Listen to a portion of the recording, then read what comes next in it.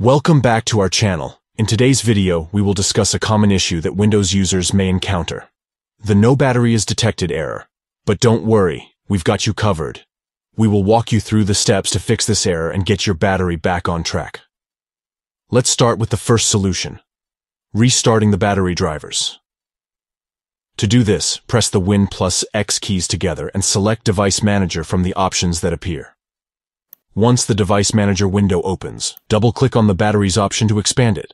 Now, right-click on each of the battery adapters, one at a time, and select Disable Device. After disabling the device, right-click on each battery adapter again and select Enable Device. If the first solution didn't work, don't worry. We have another solution for you. You can try using the built-in Windows Troubleshooters. To access the Troubleshooters, navigate to the Win Start menu, then go to PC Settings and select Update and Security. From there, choose Troubleshoot on the left-hand side pane. Scroll down on the right-hand side pane and select the Hardware and Devices Troubleshooter. Press the Run the Troubleshooter button. Next, scroll down and click the Power Troubleshooter. Once again, press the Run the Troubleshooter button, and that's it.